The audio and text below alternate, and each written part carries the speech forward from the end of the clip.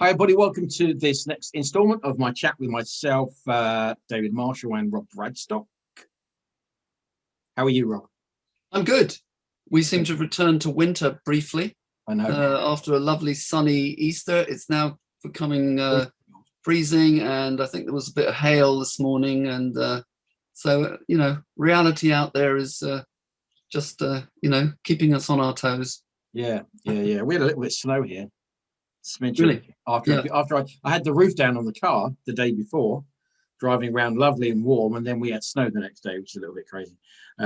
So welcome everybody. So what we're going to do today is talk about how to treat this reality, when you begin to accept that you create your own reality. Yeah, so it's kind of like, it's not like how do you go about your day and what do you think specifically, but what are some fundamental assumptions that will keep you on the right track whilst you go about exploring this, and also help you create a kind of firm foundation. Because I don't know about you, once I realized that I wasn't dealing with a physical environment, I had to work out how to interact with it.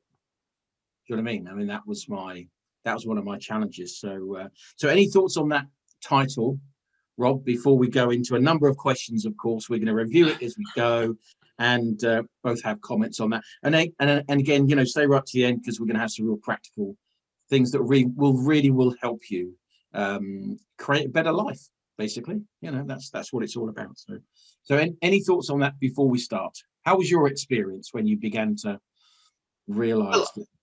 I found that it was just extraordinary, really. I think I felt like I'd sort of been living in a sort of two-dimensional world, and suddenly it seemed to become 3- and 4-dimensional, and there was just a sense of that I was sort of almost looking for evidence of that things weren't quite what they appeared to be. And I think that just made me very, very curious and I just fascinated with the reality that I was, that I'm in. And I was just wondering, well, what is this? And instead of just taking everything as for granted and the official line of consciousness, that what the world thinks about and tells you reality is, suddenly I realized, well, that's just one idea, and that it's a whole different thing going on. And I think because reading the Seth material, he describes how we're in a different reality. He talks about framework 1 and framework 2 and all of that. I was really excited, I think, about the possibility of exploring this more fully. Yeah. I mean, certainly for me, an experience I can still relate to is coming out of my body when I was very young. I still relate to that, but of course, until I really began to explore the Seth material and the stuff with Aaron, and I know the stuff with Sirius, the channeling, and all that stuff, there's still the assumption that this is a physical environment that you kind of pop out of, and you know what I mean, and that there is an Earth, and with its official history, and that's the only history, and all those different things. And I think once you realize that it's not that at all, the place we're measuring our identity from, is in fact completely wrong. In fact, it's the opposite. We're measuring it from that we think we're on a physical planet in space, and we're kind of looking outwards, space time, if you like, going, everything's in space and time. And when you realize that's not actually the case, of course, for me, it changed everything. Like relationships, who am I? How do I interact with what I think is tomorrow? How do I interact with what I think my body is? And then maybe a headache I had for a couple of days. How does that work? And do you know what I mean? All that kind of stuff, So luckily I haven't had a headache for many, many years. So what I've written down is 4 kind of steps, if you like, that I thought would be interesting to talk about. So these are kind of root assumptions that I would suggest if you're beginning to explore the Seth material. You might have heard of Abraham and all those other things, but the Seth material is by far the best quality material, that we have in this reality. to introduce you to these kind of concepts, and then very quickly you have to come back to your own authority, and that's really key. So the Seth material is, and all the stuff we're talking about are stepping stones to your own authority, to your own experience fundamentally. But the first one, I think, if you are beginning down this route, is to fully accept, and I mean fully accept, completely, totally, and utterly accept that it's not a physical reality, that you are not, in fact, floating on a planet in space.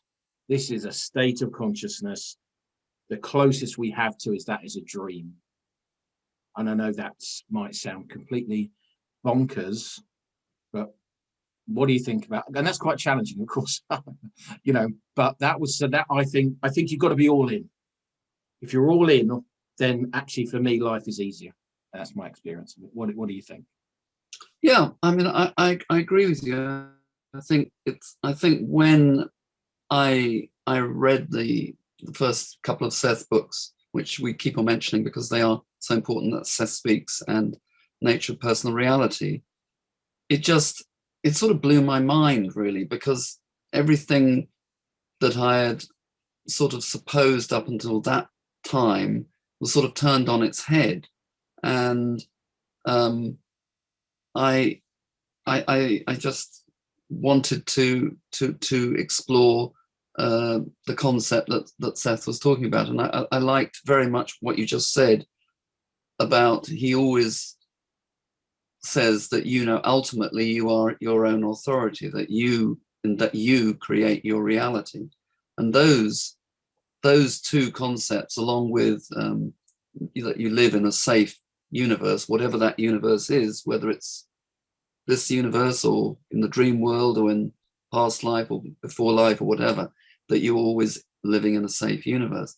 All of that thing was the thing that really, really touched me. So I don't know if I answered your question, but well, I suppose that there's this idea of that if you are going to get into reality creation, it's to really attempt to go all in from the off. You know, it's like if you're half in and half out, go, well, I create this, but I don't create that.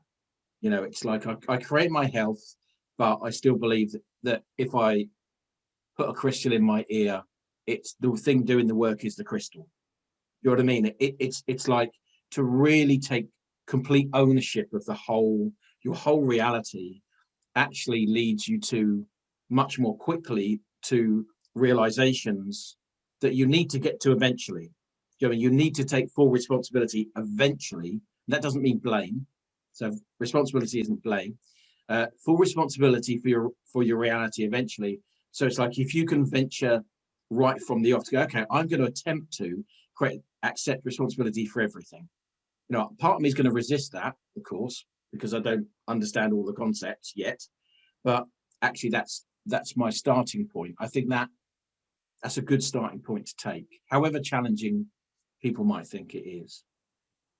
Yes, I mean, I think that intention to really embrace that concept and to really try and live it, you know, is a really good starting point. Now, as you said, you're going to stumble along the way a little bit, and you're going to find beliefs that contradict that. You're going to find a lot of different things. But I feel like once you've sort of committed to the road, to the path, you know, you'll find that things happen that really help you. And we've talked about this in other talks now about the intuition and chance meetings and probabilities. But I think coming from that base that you create your own reality is absolutely crucial. And to, as you say, taking responsibility, but not taking responsibility in a sort of heavy way. Yeah, it's about joyful exploration. Yes, it's about a joyful exploration. And if things start to feel kind of heavy and dense, I would definitely question them, and I would definitely start to try and look at beliefs and just see what is it that's making me feel this sort of, because it should, in all rights, be feeling like things are being revealed. Things should start to get easier for you. You should start to feel relationships are better, health is improving, financial things are much better. All of those kind of things, and that's. I mean, we've chosen to live within this, what we call physical reality.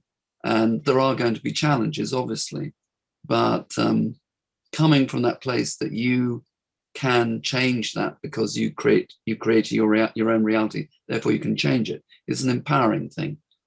Yeah, I think that's. Yeah, so the first one, embrace it all. If you can, embrace as much as you can, and remind yourself that you create your own reality. It's not a physical place. If you feel, and energy and consciousness ebbs and flows. It's not like you're sitting on a cloud every day. Sometimes there are challenging times, but fundamentally, if you can come back to that one root, not assumption, but one root understanding, then you're always going to be heading back in the right direction. Basically, it's a kind of a springboard for you to come back. And I wanted to reference, I did mention to you, this guy called Donald Hoffman, who's a scientist. He's a professor. So I'll just quote this just quickly. So he's a professor of cognitive science at California University. And I was listening to one of his talks. And this is a guy who is very scientific. And obviously, he's a professor of science. He works with many very eminent scientists on the latest kind of areas of science. And he has proven that this reality, and he's proven it mathematically beyond a shadow of a doubt, that this reality, in fact, is, he calls it an illusion. And Seth calls it camouflage, that actually the time-space experience we have, in fact, is secondary, and actually is created by consciousness first. So just to unpick that slightly, the really important thing is that until we bumped into ideas around the Seth material, it's that the idea is that there is a physical planet, time and space is real, there's an objective reality, and everything was measured from that. So science has tried to understand that by going smaller and smaller and smaller into it. Spirituality's tried to do that by saying, the thing outside of physical reality is this God based on geography, all those types of things. And this type of thing is now, and if you type into Google, a guy called Donald Hoffman, and also space-time doomed. All right, sounds very dramatic, but what he was saying is that this idea that the space-time, physical reality, is the first stepping stone, and that consciousness comes second, and that we're that type of thing. That's now been turned on its head, and that's the direction that this science is going in and proving. So that's a good, it's a good thing to hear that. So and that leads me to the next one, which is that to accept, you create your own reality, and now science is beginning to prove that. And the second one is that you're not crazy. So if you're watching this and you've had these experiences, right? You are no crazier. And this is why I like this. You are no crazier than, a very highly regarded professor, in California University, who's saying the same thing. Who's saying that it's not a physical environment and all that kind of stuff. So, yeah. So what would you say? Any comments on that, I suppose, Rob? Yeah, I mean, I think it's quite reassuring when, somebody within sort of official world, respected, professor actually starts to embrace these ideas, which have been, out in left field, and not really in the mainstream, and embraces them in this particular way. It means that for those people who are just new to this, or perhaps doubting it because it seems too, as you say, wacky, it means that it isn't as crazy as it seemed to be in days gone by. And that means the chances are that you will be able to talk about it more easily with people without sort of being burnt at the stake. Without embarrassment, or people yes, think, exactly. Exactly. I mean, I think a lot of people that touch this kind of, they undervalue themselves because they just go, look, I'm a bit wacky. I've got these wacky, strange ideas, excuse me, I know I'm the wacky one of the family, and all the stuff that we've all seen and been through. But actually it's a very logical understanding that now science has now proven that reality exists outside of the five senses, and that this is just a kind of an impression of something much bigger. And so this guy calls the what we would call consciousness or entity or personality, soul, whatever it is, he calls them agents of consciousness. You know, he's fully accepting that there are agents of consciousness outside of physical reality. He's not claiming to know what they are, or I mean, he's very grounded and down to earth, but he's put in that argument, and so are some very, very eminent people who are exploring quantum physics, but in a slightly different way. So go and look it up. But I think you're right. I mean, if you want to talk about it, it's a good way in to talk about it with people, you know, and also kind of stop apologizing for oneself. You know what I mean? Yes. I think that's And I really, think we often exist within families or, groups of friends, and you come across the Seth material or this, what we're talking about. And, it's great to be able to share it in a way that's going to be, much less threatening. Because I think if you come across as the wacky person, then it can take a bit of the sort of joy of this new discovery that I think people naturally want to share. I mean, I know for myself, I didn't talk to people about it, and if I did talk to people about it, I did get quite a few different reactions. And after a while, I just decided, well, I'm just going to go about this stuff. I've got to talk to the very few people who do understand it. My wife and my sister-in-law, and a couple of other people that I knew. But now it seems, with what you're saying now, the possibility to actually be able to say, well, actually what I'm talking about is sort of much more accepted within the scientific world, and that that in a way is because people feel that has a justification, So yeah. the two things are actually coming close together. So Well, that's exactly what this guy's. It's what There's a book called what's it called?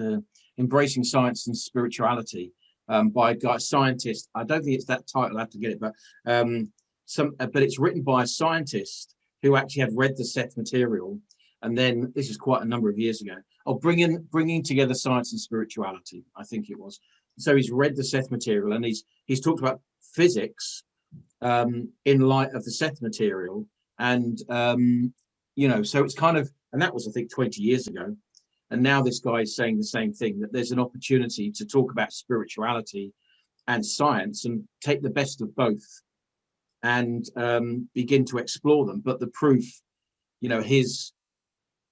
the idea that, I mean, I know if I was, obviously anybody that knows me knows that I'm into this stuff, because I've been doing it for, and probably the same for you maybe. But actually, if you're new and you've got these intuitive ideas, being able to look up this guy called Donald Hoffman, read about it, and maybe point somebody there who's maybe taking the myth a little bit, or, do you know what I mean, who's not taking it seriously in the way that you are.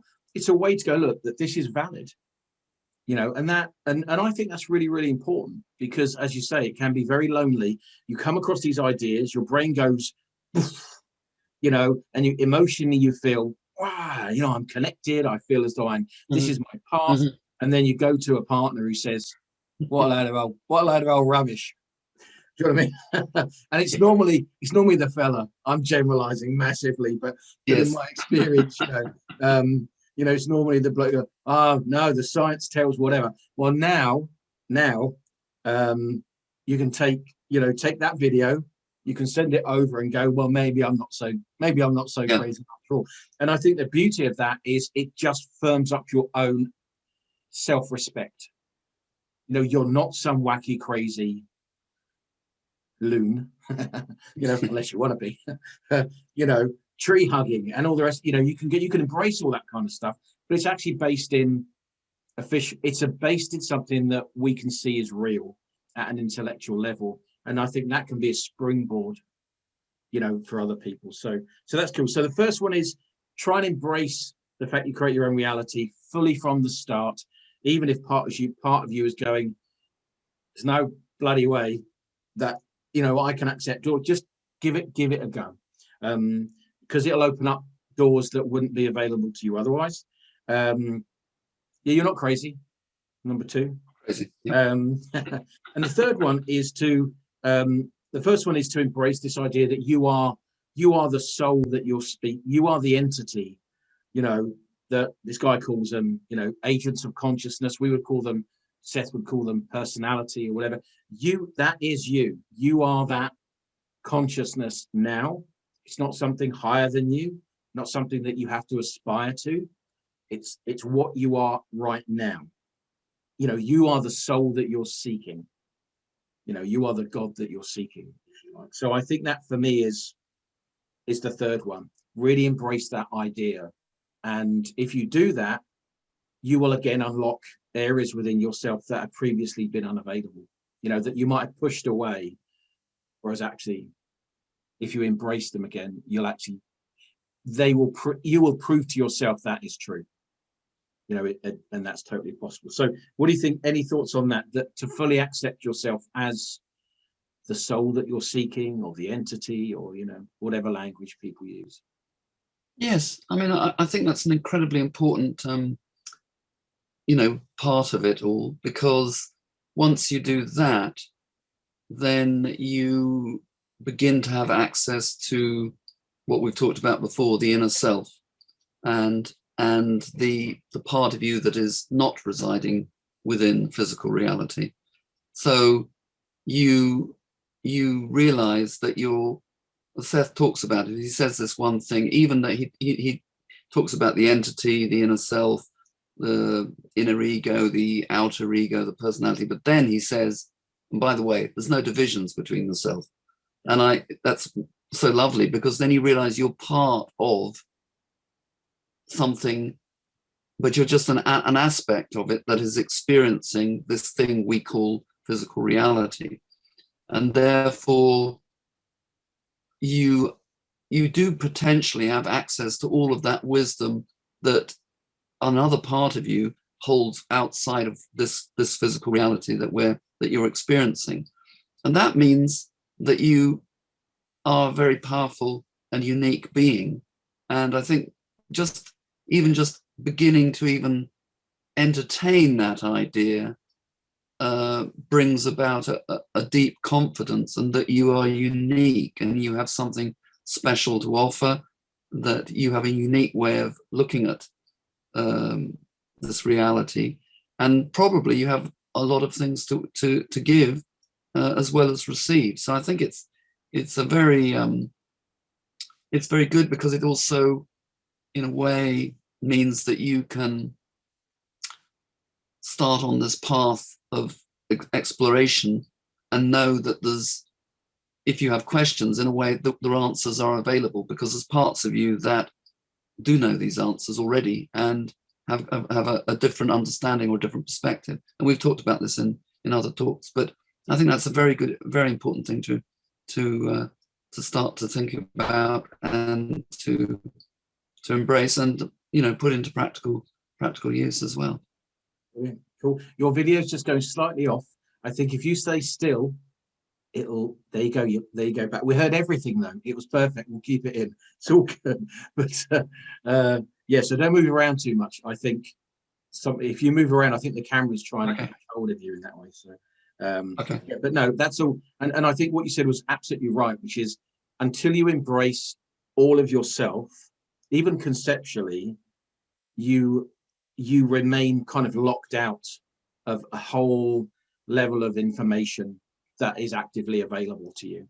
And so if you can accept that you are the soul that you're seeking, or whatever language you want to use around that, that unlocks an unlimited amount of energy and an unlimited amount of information about yourself, about, you know, so much stuff that we've kind of touched in other talks. So cool. So the first one, I start with physical reality, embrace. The second one, you're not crazy. You're a very intelligent, clever person. That's why you've come up with this. The third one, you are the entity. You know, you are the soul that you're seeking. Embrace that. And then the fourth one is how to treat this place. How do you go about treating this place in your daily life? And I think as a feedback system, as Seth pointed out, that you are a creative being. Consciousness is trying to understand itself. And again, strangely enough, that's what that Donald Hoffman was saying, that, science has proved how, I don't know, mathematically, that consciousness, there's no end to consciousness. They try to prove an end to creativity and they can't. And so he's put this together saying that, he thinks that. So remember that this is a scientist, and then we've got Seth, both saying that consciousness is really trying to understand itself through creating multiple realities. I was driving in my car going, what was this guy saying? Very unusual. But yeah, so treat this as your creative project. Treat it as a feedback system, and recognize that what happens supposedly out there, in fact, is initially happening within you. And so embrace that. Yeah, embrace this as your feedback system and your creative process. That's what physical reality is. So that's number 4. Any more thoughts? Any thoughts on that? Yes. Well, I mean, the other thing that leads on from that is that, look at your reality, see what's working for you. Very important to really look and go, well, that's really working for me. I create my reality. So I must have created that wonderful thing that's happened and that wonderful thing that's happened. But of course, there will probably almost definitely be some areas in which you look at and you think, not so happy with that.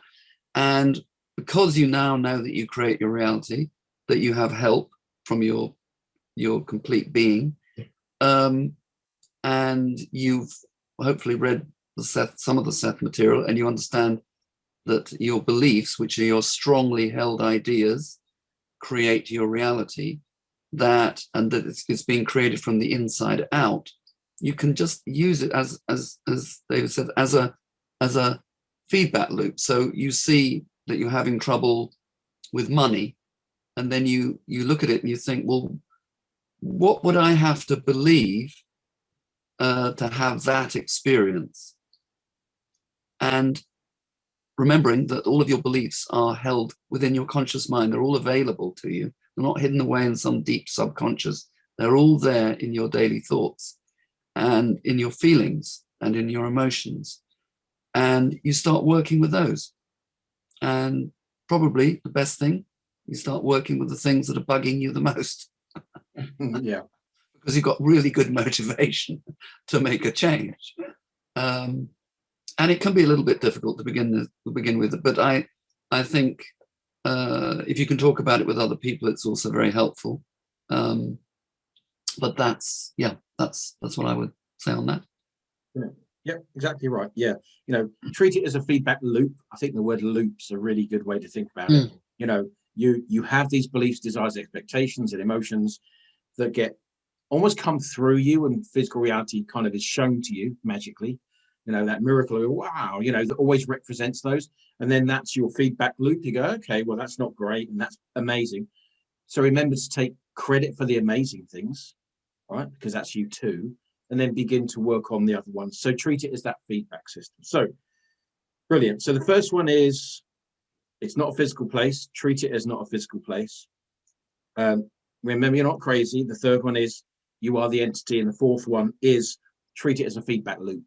That's what you're kind of here to do. So I think if you can come back to those 4, you can't go too far wrong. If you're having a bad day, you go, yeah, I'll come back to that.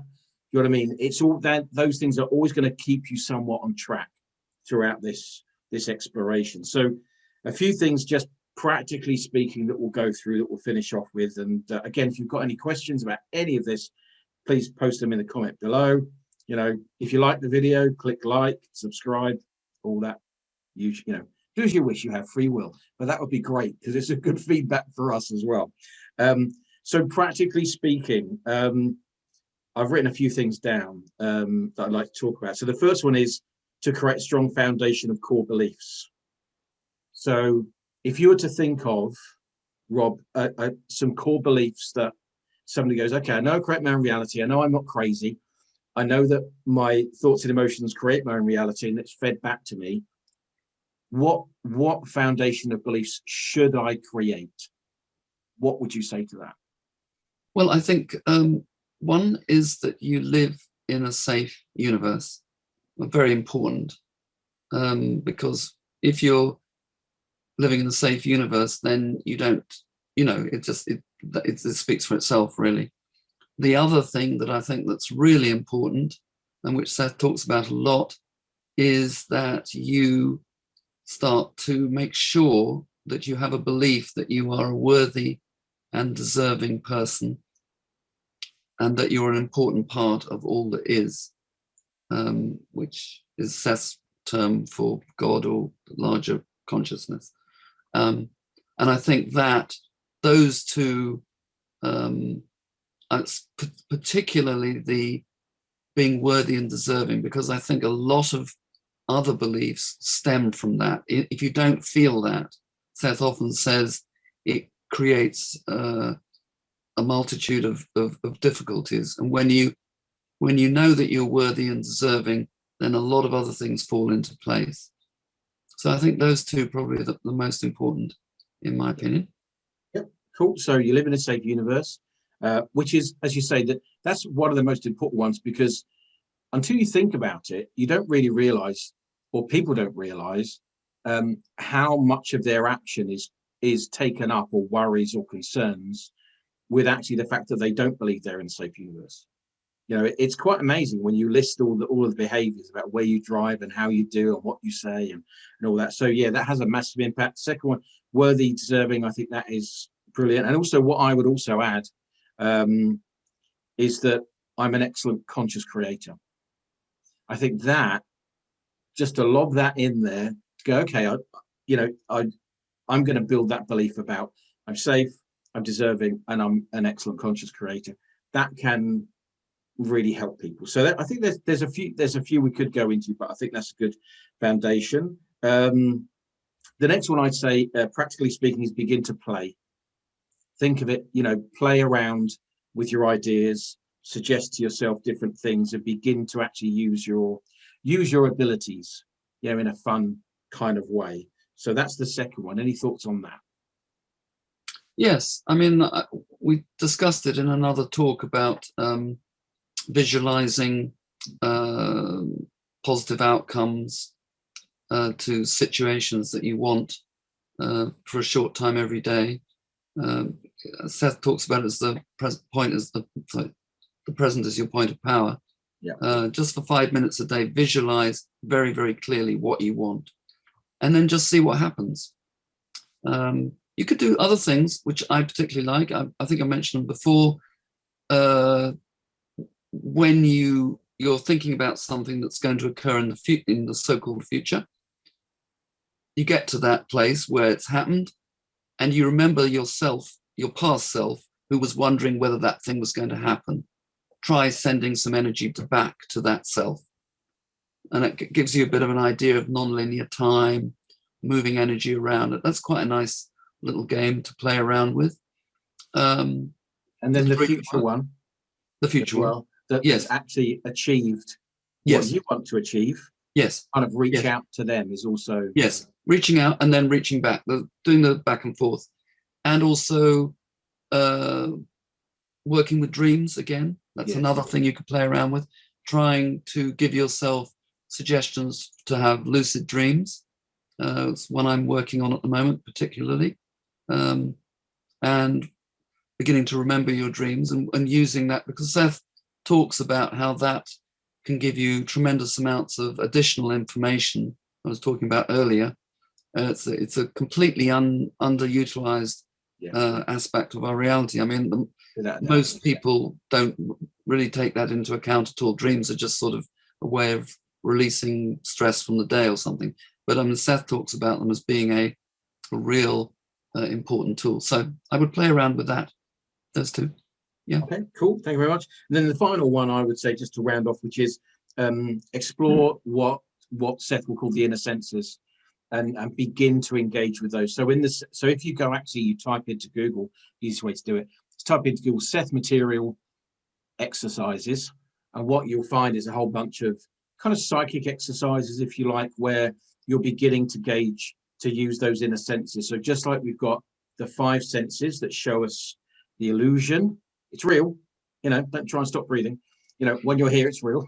Don't walk in front of a bus and all that kind of stuff. That it's real when you're in it, but actually you have so many more senses available to you. And all senses do is show you information. That's all they do. So there's nothing really, in a way, too magical about that. Your five senses show you this information, and your inner senses show you information from the world beyond the five senses, if you like. And so begin to play with those. So psychological time, we mentioned quite a few times. That's one. So they would be, I'll round them off and then I'll see if there's any final ones. So practically speaking, create a strong foundation, safe universe, you're a worthy person, I'm an excellent conscious creator. Another one you might want to throw in there is that I'm loved and lovable. That's quite an interesting one to explore, because it's important to be loved, and it's important that you accept that you are lovable. Okay, so those phrases may be useful. Accept the assumptions, that you create your own reality, be in the present moment, and engage your inner senses, work in your dreams, that type of thing. So anything else? We've looked at how to treat this reality. We've looked at practical steps to do it. Anything to round off this chat? Yes, well, I mean, I always think that it's, to take it easy with the whole thing. Just take it really, really nice and easy. Don't try and, run before you can walk. Just try these things, see what works for you, see what seems to just make sense, and start to really listen to your intuition. You don't necessarily have to act on them, but just notice, oh, I had the feeling that I should do this or whatever. And just notice, and then Rob, see when you act on them, what happens. You're frozen again. Oh, okay. Shall I turn off video? Turn off your video, I suppose. Let's just chill out for a second and let the... Yeah. So what you were saying was great. Okay. You froze with your mouth wide open. Actually, you froze as well at the same time. It was weird. You kind of froze with your eyes kind of closed. Oh, right. Okay. I'll turn it on again. See what happens. Yeah. What was I saying? I forgot what I was saying. Well, the first thing you said, so I kind of rounded it off. Okay, we had 4 root assumptions about how to treat reality, and then some practical things. How would you round it off? And you said what I would really say is take it easy. Yeah. Okay. You're not there so yet. It's not I there. think it's really important. No, it's not there. It's not there yet. What about now? Whenever you move, whenever you move, it seems to go out of, it seems to try and keep up with you, and it can't quite. So okay. What about verbally? Is it okay now? Verbally, it's fine. Yeah, yeah. So we just went. So if we just stop for a second, then I'll know there's a gap that I need to cut. Go. Yeah, I think it's really important to just take it easy, one step at a time. Don't run before you can walk, and see what works for you. It's a joyful experimentation, I think is the best way to look at it. And the other thing I think is really important, try and meet other people in whatever way you can who are doing the same kind of exploration, and compare notes and find out. There's a lot of places on Facebook, and there's various other groups that you can join, so that you can get feedback and ask questions. So I think that's probably what I would suggest. Perfect. Excellent. Okay. So yeah, I think that's it. So we've had a few technical things going in and out, but I know everyone, I'll cut this up so we can hear everything properly. So that's perfect. So yeah, thanks very much. I hope you enjoyed that. So just to reiterate, go easy into the night with all this kind of stuff, but really try and embrace it as much as you can.